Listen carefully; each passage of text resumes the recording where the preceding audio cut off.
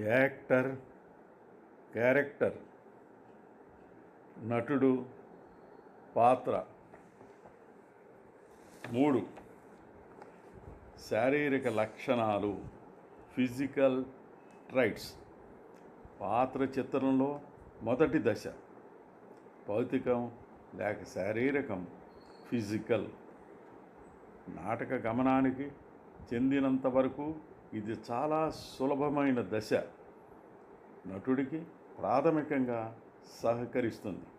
తక్కిన ఇతర దశలలో కన్నా భౌతిక లేక బాహ్య లక్షణాలు, ఫిజికల్ ట్రైట్స్లోనే శరీరము, బాడీ, స్వరము, వాయిస్నకు సంబంధించిన వాటితో మీ రంగస్థల ఉనికిని, ప్రజెన్స్ ప్రేక్షకులకు తెలియజేయటం అనేది జరుగుతుంది.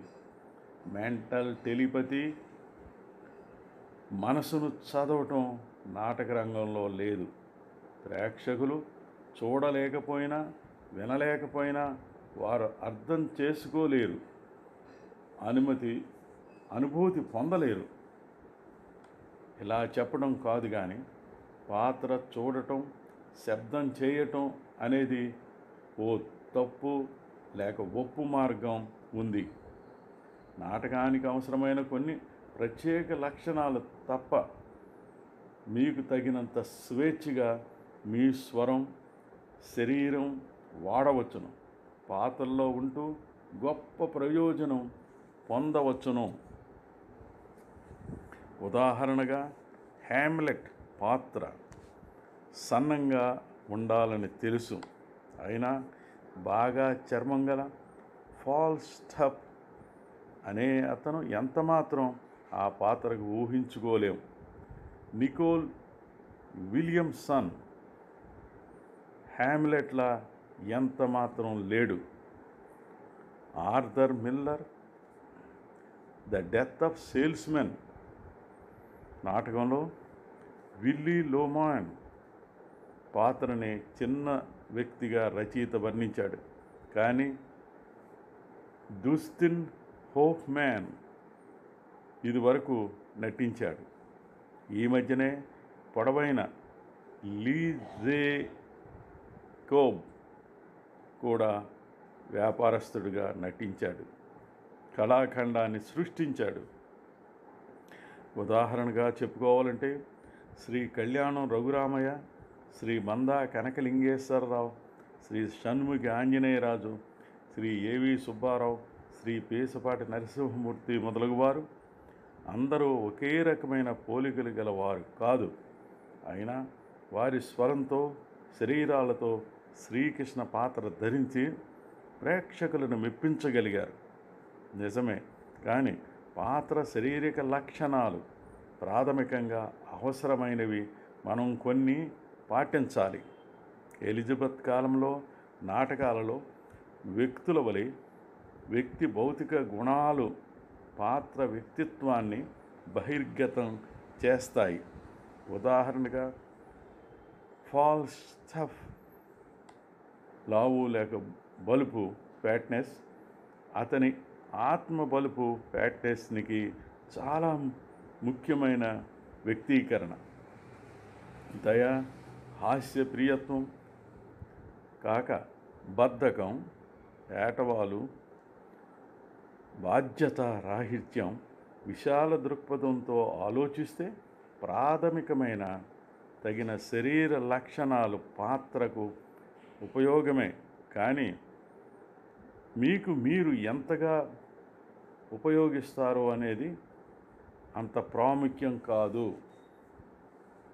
అలాగే మన పౌరాణిక పాత్రలు, చారిత్రక పాత్రల విషయంలో శారీరక లక్షణాలను తప్పక పాటించాలి. ఉదాహరణకు భీముడు, ఘటోత్కచుడు, తాండ్ర పాపారాయుడు మొదలగు ఎన్నో పాత్రలు. ఆహారం, మేకప్, దుస్తులు, కాస్ట్యూమ్ చేసే ప్రయోజనాన్ని అంత తక్కువగా అంచనా వేయవద్దు. వయస్సు, దేహ నిర్మాణమును అద్భుతంగా మార్చవచ్చును, కానీ ప్యాడింగ్, క్రీప్ హెయిర్ పాత్ర భౌతిక గుణాలకు ఆధారంగా ఉంటాయి. కానీ ఎంత మాత్రం వాటికి బదులుగా ఉండలేవు. దుస్తులు కానీ ఆహార్యం కానీ నటుడు ధరించే నైపుణ్యం మీద ఆధారపడి ఉంటుంది. ఏ మంచి నటుడు ఆహార్యం దుస్తుల మీద ఆధారపడడు. వాటిని ఉపయోగించుకోకుండా నటుడు ఉండక్కరలేదు. అవసరాన్ని బట్టి రంగస్థల సంపదను వాడుకోవచ్చును. ద గాడ్ ఫాదర్లో మారోలన్ బ్రాండో బొగ్గలకు క్లీనెక్స్ వాడటం జరిగింది. అటువంటివి రంగస్థలంలో వాడాలి, ముఖ్యం కూడా. మన పౌరాణిక నాటకాల్లో రామాంజనేయుల యుద్ధంలో ఆంజనేయ పాత్రకు మూతికి ఎత్తు చేయటానికి వాడటం లాంటిదే. పాత్ర ఉద్వేగాలు ఆలోచనలు తెలియచేయటానికి పాత్ర భౌతిక లక్షణాలు బాగా ఉపయోగపడతాయి. మన వ్యక్తిత్వాన్ని అభివృద్ధి చేసుకోవటానికి తొలిమెట్టు శారీరక కదలికలు అని మానసిక శాస్త్రజ్ఞులు అంటారు. నటుడిగా పాత్ర చిత్రణ వృద్ధి చేయటంలో బలవంతమైన శక్తి మీ పాత్ర శారీరక లక్షణాలు అని కనుగొంటారు. నాటకం తన కాళ్ళ మీద నిలబడే వరకు ఆన్ ఇట్స్ ఫీట్ పాత్ర చిత్రణ ఎంతగానో జరగదు.